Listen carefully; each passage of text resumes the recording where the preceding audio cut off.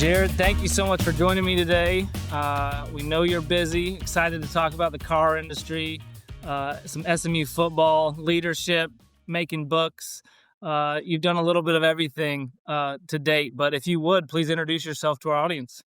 Yes, sir. Thanks for having me, and it's a pleasure to be on the show and talk with you. And my name's Jerad Romo. I graduated SMU class of 2006, and was able to play quarterback for the football team, and had a great time. And really, again, thank you for having me on the show, and happy to share. Yeah, this is going to be a fun one. I think you encompass everything about the SMU alumni that we like to focus on, right? You dedicated to the school, you played for the school, but then you've kind of worked in an industry with alumni, with the network that's kept you close to our alumni base for a long time. And as we get into that story, let's unpack it kind of with first how you found SMU. Is it you're from California? Was it a true recruitment story, or kind of how did you find your way to the hilltop? Yeah, it was a true recruitment story and really a blessing. I played a junior college football and played against a guy. His name was Robert Johnson, and he was the number one quarterback in the country. He's from Georgia, but played at Reedley Junior College in California. And I played against him, and everybody in the state of Texas and all over the country was coming to watch him. Hmm. And happened to have a good game that got me on the map. I was on the other side of the ball, and he ended up going to Texas Tech. Okay. He played wide receiver. He never played quarterback for them. He played receiver. And I started getting looks and got a recruiting trip to SMU. And it was a really tight window to get here, and because of the timing and because of transfer credits. Wow. I felt really, really lucky and blessed to have that opportunity, and just in the right place at the right time. And so was the dream as a California kid to always play football in the Pac-12, kind of regionally there? I mean, you were a unique time where maybe you knew a little bit about SMU in its heyday, but kind of in those mid 90s when you were probably thinking about college football and going through middle school, junior high, and high school, SMU was a little irrelevant. What did you know about the school, and how quickly did you kind of fall in love with it once they came to you? Yeah, so I didn't know much about the school. I'd never been to Texas before. My dad immediately knew about the Pony Express and the 80s and all the great times that SMU had. And so he quickly caught me up on the traditions. As a kid, actually, I wanted to go to Notre Dame and play football. And then I wanted to go to Duke and play basketball. All right. And my parents told me that that was against the rules. And I told them that they would change the rules for me. And Of course. obviously that didn't happen. But, from a California perspective, I always liked UCLA. And they had a lefty quarterback, Cade McNown. Yeah.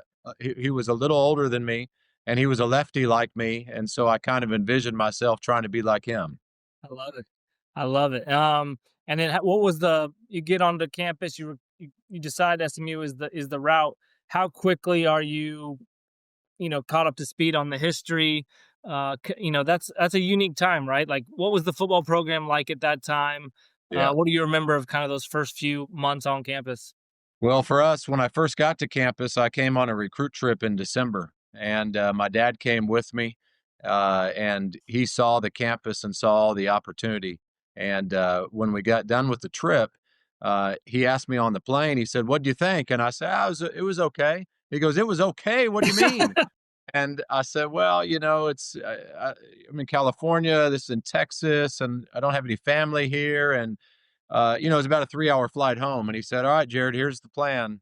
He said, "You have 3 hours to get your mind right so that you can tell your mother with conviction that you're moving to Dallas, Texas." Wow. And he said, "Because if you do not tell her that, she doesn't want you to move, and neither do I. Yeah. And so you have to tell her that that's what you really want."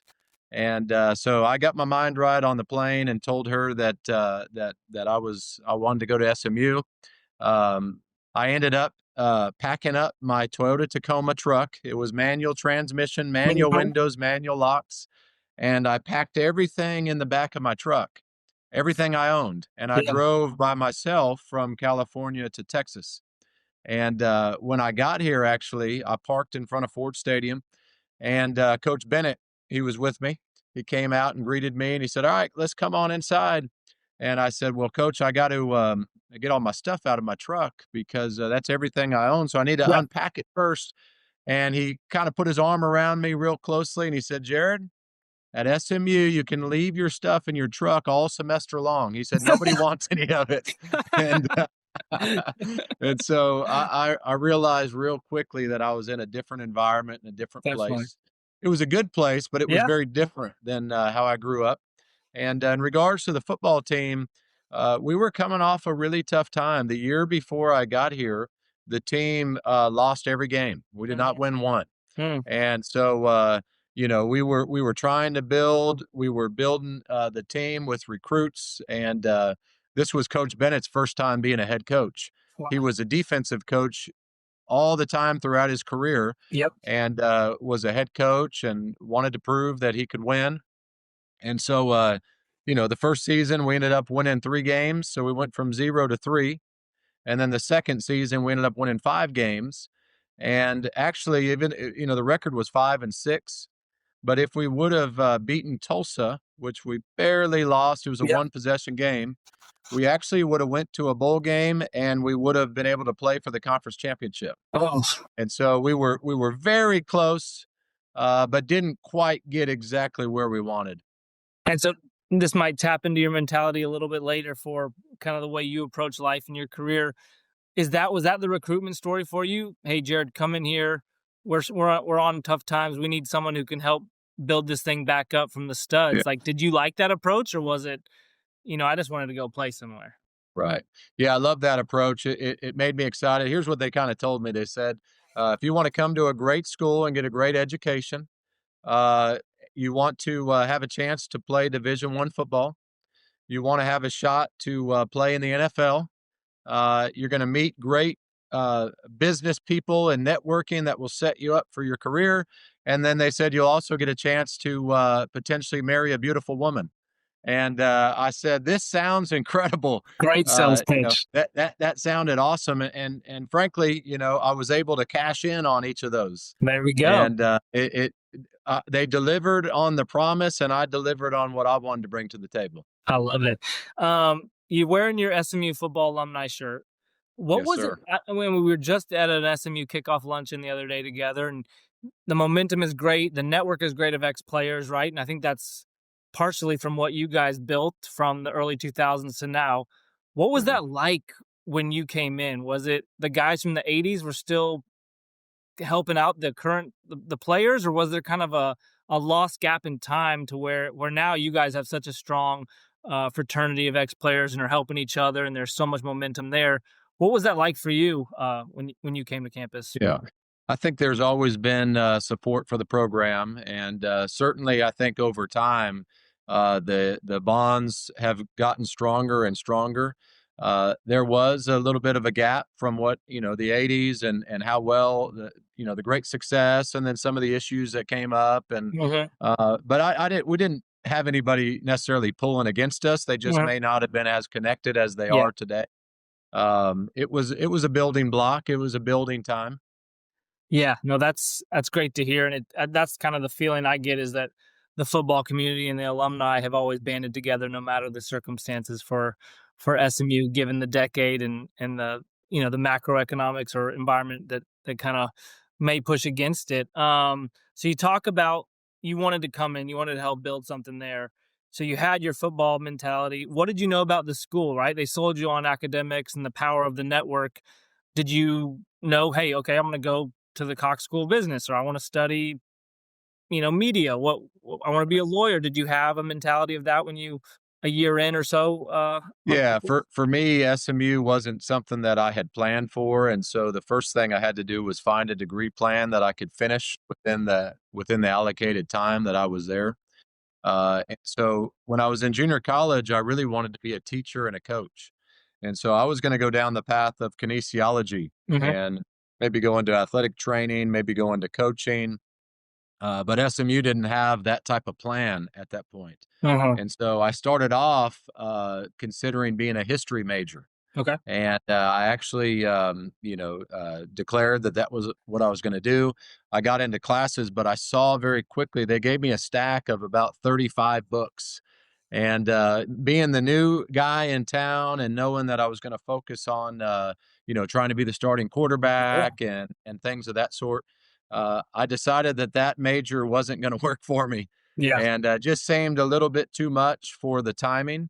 And so what I ended up doing was a new degree plan came out the second semester that I was here, and it was called Markets and Culture. Okay. And so it was a liberal arts major, but I got to take two accounting classes in the business school. And it was the only non business degree path that would allow you to do that.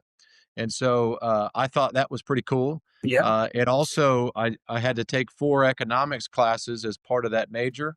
And if I took two more, I'd get a minor. And so it that presented itself really well for me. If I was planning to come into SMU from the beginning, I certainly would have loved and considered the business school and all the opportunities that Cox has. But based on the plan that I was on, I could never afford to go to a school like SMU if I wasn't on full scholarship. And so it wasn't something that was on my radar. And so then I just wanted to make sure that I had the best, most well-rounded degree Yeah. that could allow me to use those skill sets in whatever I ended up landing on. Absolutely, and I think there is no wrong degree, right? It's the mentality you go into it, and these things work themselves out. I'm sure some of the skills you learned in that degree were more relevant in what you're doing now than, uh, you know, how you view if you was taking more heavy business course loads, right? And that's a good kind of transition into 2 years fully committed to the football team, but at the same time, it sounds like you had a good head on your shoulder. You're liking the stuff you're studying. How did you think about graduation? Was it still football, NFL, or were you kind of finding yourself one foot out the door and maybe trying to find a career elsewhere? Yeah, I was really hopeful and optimistic for NFL, and I thought I could have. I thought I had a shot, Hmm. and so I did some internships in financial planning, one with AXA Advisors, and then one with the Gardner Group. Greg Gardner is an SMU Hmm. letterman and alumni football player, and so. But I wanted to. I really wanted to play in the NFL, and as a matter of fact, I got asked by the board of trustees to speak to them. It was at this dinner called Dining with Decision Makers. And when I was presented the opportunity, I was really going to say no because I already had a job with the Gardner Group and I wanted to go try to play professional football. Yep. And my girlfriend then is now my wife, Ashley. We were dating in college. We've now been married 16 years.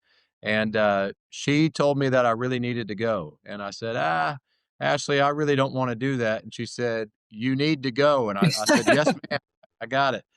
And so she helped me prepare a story about my life growing up in Tehachapi, California, and that transition to junior college and then to SMU, and then ultimately becoming the starting quarterback. And I shared that journey in front of the trustees. And Mr. Sewell, Carl Sewell, was the chair of the board at the time. And he was in there at the dinner with his wife, Mrs. Sewell, Peggy Sewell. And then my wife was my girlfriend. She sat at their table. And so when I delivered a speech to the board about my journey, Mr. Sewell heard it and they hit it off with Ashley the whole night. And so then when I came to her afterwards and talked to her, he told me, so that story you just told of perseverance and overcoming obstacles, he said, you're going to be very successful. Right. And the interesting part was that, I had to get help tying my tie that night. I borrowed a suit because I didn't have one. And so, I felt really uncomfortable in that Yeah. environment.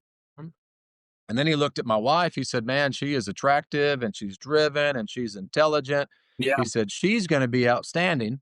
And then he came back to me. He said, I got to tell you something. He said, if you're with her, you must be one heck of a salesman. And and I told him, I said, I appreciate it. I accept that as a compliment. Right. And that's actually when he discussed that if I ever wanted to consider the car business, that he would like to look into that opportunity.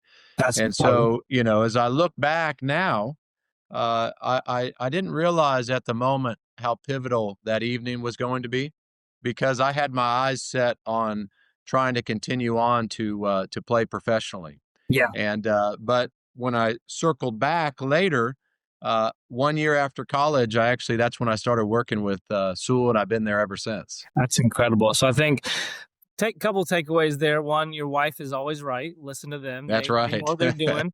And then number two, like you've got to put yourself out there, right? And even what feels uncomfortable, you're like, hey, I want to play football. I don't need to be in this room. I don't need to, you know, I don't belong there. Putting yourself out there and doing something challenging turned out to be one of the best decisions you ever made, right? Yeah, that's right. And when I was in that room, Jerry Jones' wife, Jean Jones, she was also on the board at the Jeez. time, and I sat right next to her. And actually, at one point, it's pretty crazy story.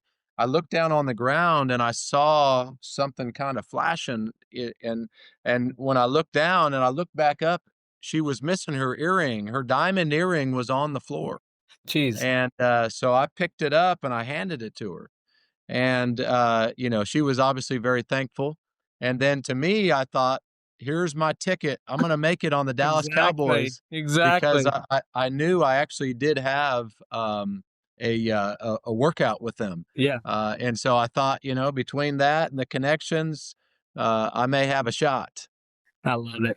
I love it. And as we kind of transition a little bit more into the car industry, I think it is important to shed some light on, right? A lot of people who play in athletics in college, they have that's their passion, right? They want to try to make a career out of this, but it is so hard. No matter the sport, there's just such a small percentage of people who are able to do that, and so much has to be luck and timing and all these things, even outside of your own skill set. What advice do you have for those SMU student athletes about kind of balancing the two, right? Like, don't give up on those dreams, pursue those to the fullest, but at the same time can you find an interest in a career, find mentors, connect with alum like you, and kind of make sure you have options and you're kind of fully utilizing SMU and its resources. Yeah, I think that's the key right there, is that there's so many opportunities. So I would tell them, to do your best always, and give it your all. And there's no problems with chasing your dream. At the same point, make sure you hang out with people in the fraternities, hang out with Yeah, people in the sororities, try to get into clubs on campus. Go to different engagements on campus to meet others, because those friendships are going to last a lifetime. And what can happen very quickly with athletes is they can just, spend time at the part of campus where the facilities are. And to me, they could really miss the full power of SMU.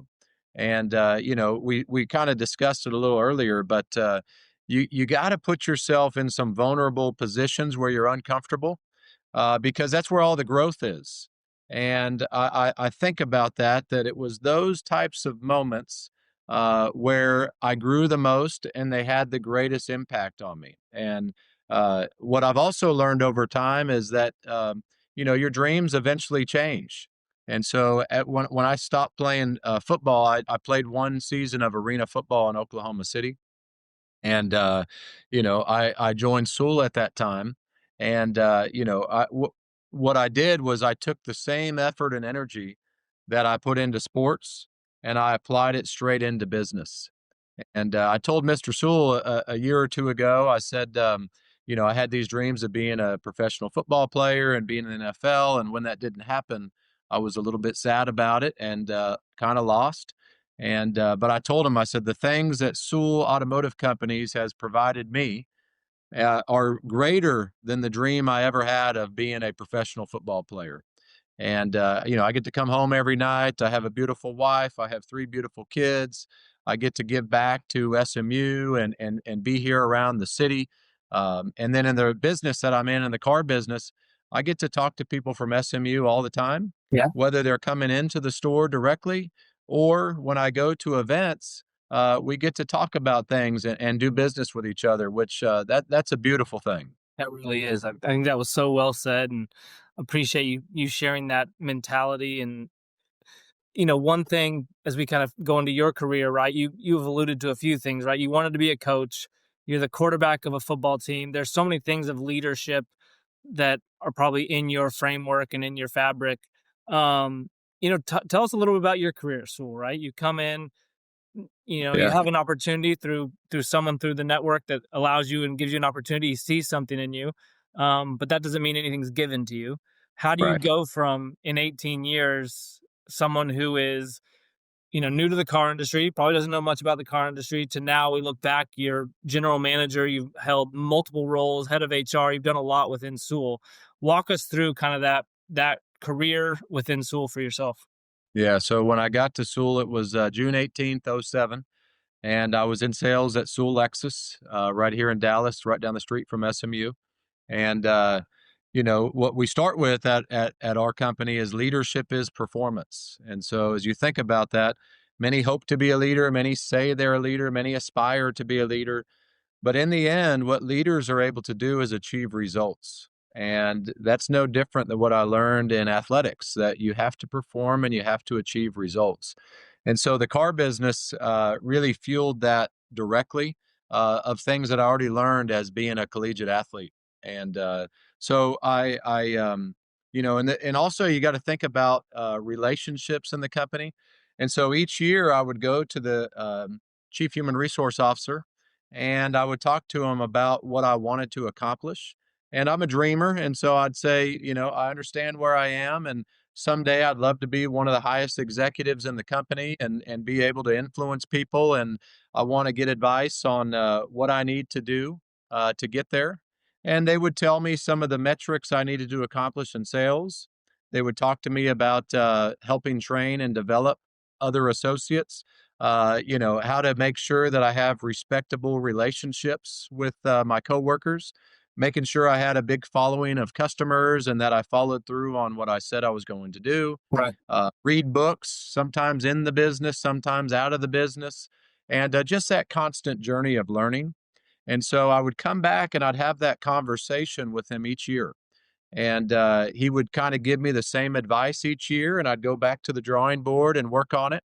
Well, one year, actually, instead of me asking for the visit with him, he asked to visit with me. And when he called me in, he said, in any business, you have to be able to sell something, whether you're selling it directly or the business is, somebody has to sell something.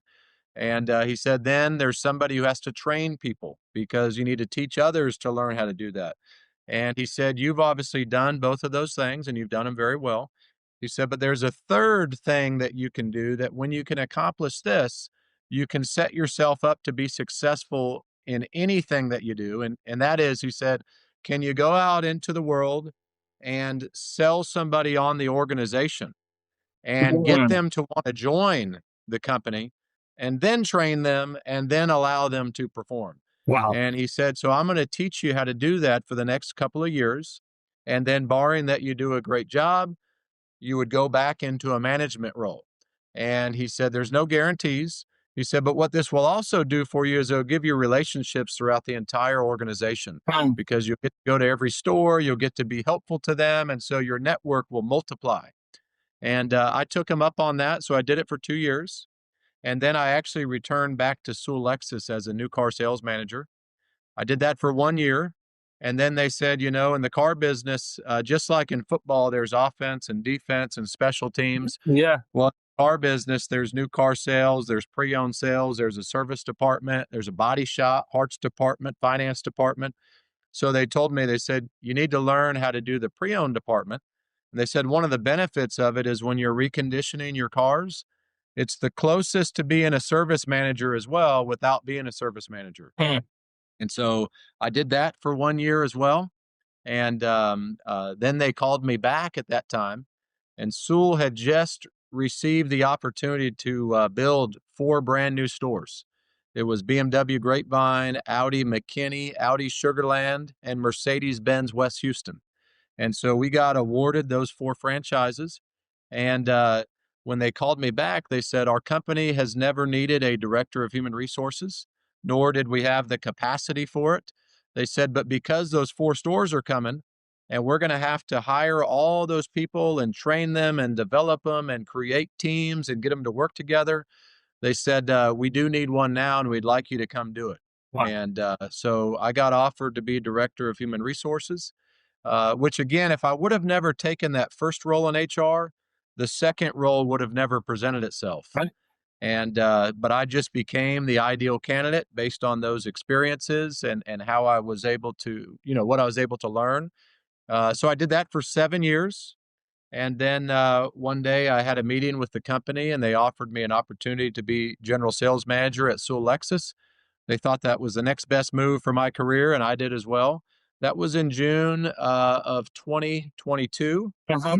And then this last December in 2024, I got a call and they asked me to come in, and they said that the opportunity to be general manager at Sewell Buick GMC, which is on the same street as Lexus Lemon Avenue, was available, and that they thought I was a great candidate. They asked me if I was ready to do it, and I said yes. And as I think about it, when I talk back when I was in sales, I wanted to be a general manager. I wanted to be an executive leader. I wanted to be able to influence the lives of others. And so, I've been successful in those things, and it's such a blessing the way that my career has panned out, and I'm very thankful for it. No, that's an awesome journey, and excited to see kind of how it continues to grow. Um, Tell us a little bit here about the car industry, right? A couple of things, right? Our audience, whether they're thinking about getting out of school and career, uh, you know, your pitch on a career in the auto industry, but then also touch on it high level, like where's the industry going? We were chatting before, right? Autonomous vehicles, electric vehicles. How does that change your world from where you guys sit, and kind of maybe a prediction for the next 5 years?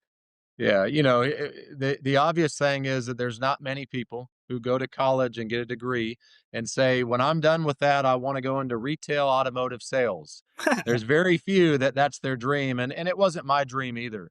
But what I found was, you got to find a company that shares your values, and you got to find a company that has a history of winning, and you have to find a company where there's somebody of significance who works there that directly cares about your personal success, and they're going to help you. And so to me, I was able to find that in the car business with Mr. Sewell and the SMU connections and the history. Just like SMU in 1911, Sewell Automotive Companies started in 1911. And so, we've been around, 114 years. Um, and the automotive industry is really one. It's a beautiful business. It's a relationship business.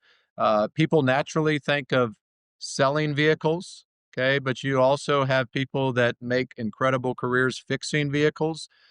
You also have things that people need to do with the facilities.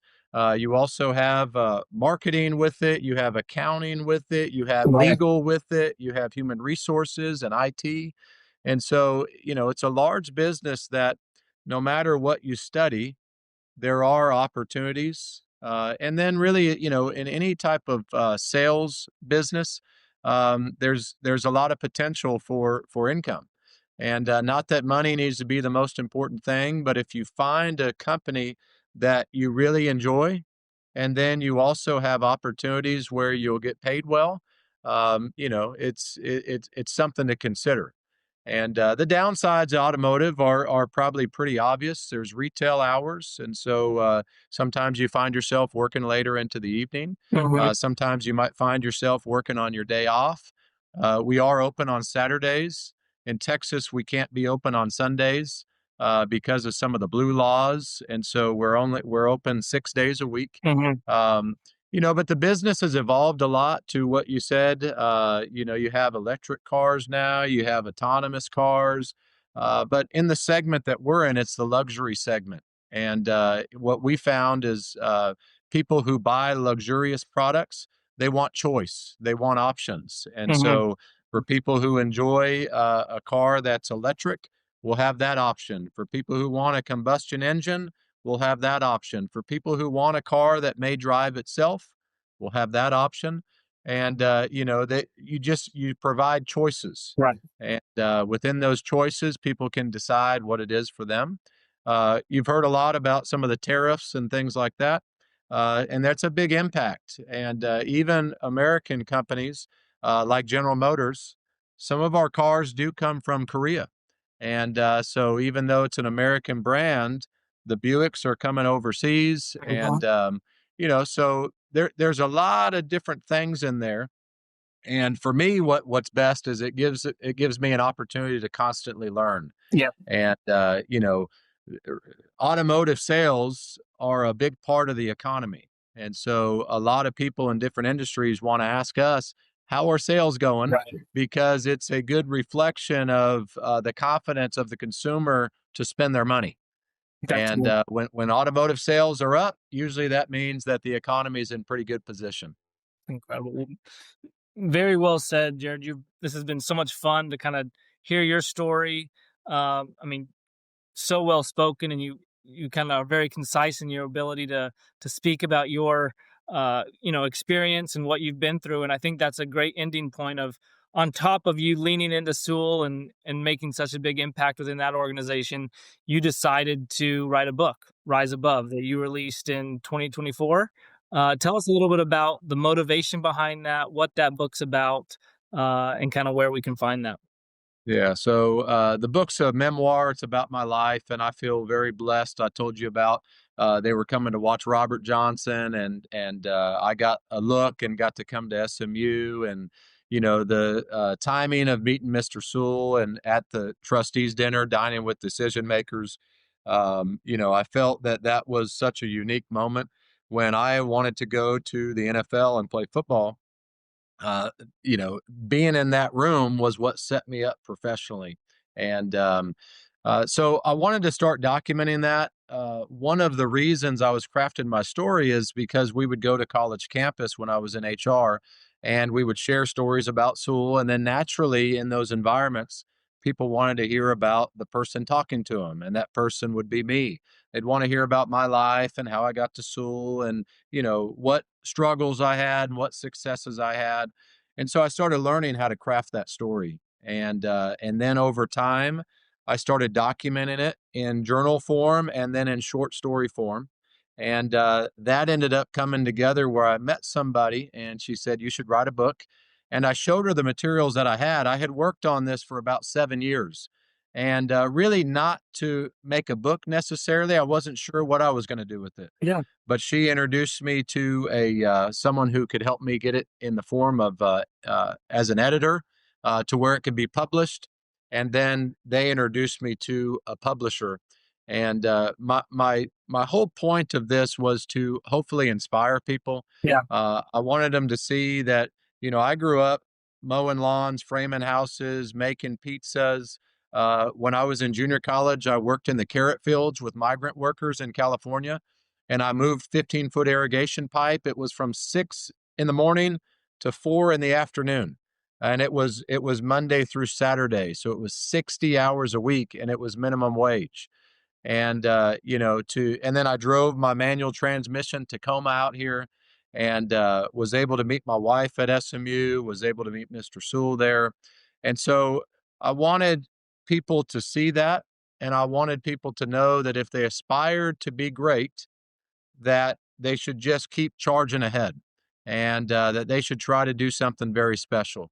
And so I put it in the form of a book. It's available on Amazon, and it's called Rise Above. It's stories and lessons from the mountains to the hilltop. And so the mountains are Tehachapi, California. That's where I grew up, in Tehachapi, 4,000 feet. yeah, And then the hilltops, obviously, SMU. And so, and then the last thing that I wanted to document in there too was Mr. Sewell always taught us about the power of mentors. And so I actually made a commitment to myself to try to meet Roger Staubach, obviously a great quarterback and hmm, served in the military and was a Heisman Trophy winner and a Super Bowl champion and Hall of Famer. yeah, And he happened to go to St. Rita, where I attended church as well. And so I thought, you know what? Not only was he a great athlete, but he's an incredible human. He's an incredible father. He's an incredible husband. He's incredible in the community. He's involved in his church. And if there's any person that I want to be like, it would be like him. And so I actually used connections and relationships to have conversations with people, to ask about an opportunity to visit with him Mhm. because Mr. Sewell said that his mentorship with Stanley Marcus from Neiman Marcus Yeah. was one of the most powerful things that he ever had in his career. Wow. And so over time, and I did write some of this in the book as well, but I did meet Roger Staubach. We now have become really good friends. I've learned a lot of incredible things from him. I've become his backup quarterback in his family flag football games on Thanksgiving for the last 12 years. Awesome. And, it all started off with just a dream and a hope. And when I actually shared with people that I was going to do that, the first thing they did was laugh at me. Right. And they said, "That's ridiculous. How are you Right. going to do that?" And I said, "Well, I'm not really sure." And I said, "It may be all he could do is say no, or I may just not be able to connect with him." And I said, "But there's really not a lot of loss in that." Right. And so Mr. Sewell actually told me too. He said that he always would see Mr. Staubach out in the community because of different events that they would do, but they really didn't have a lot to discuss and talk about. But he said, "Jerad, because of you now," he said, "my relationship with him has grown tremendously because we have a shared thing to talk about, which is you." Yeah.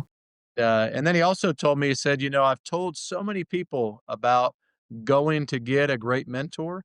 And he said, "Most people don't listen to me." Right. And he said, "What I really like about you is not only did you listen, but you put yourself out there and then you executed it."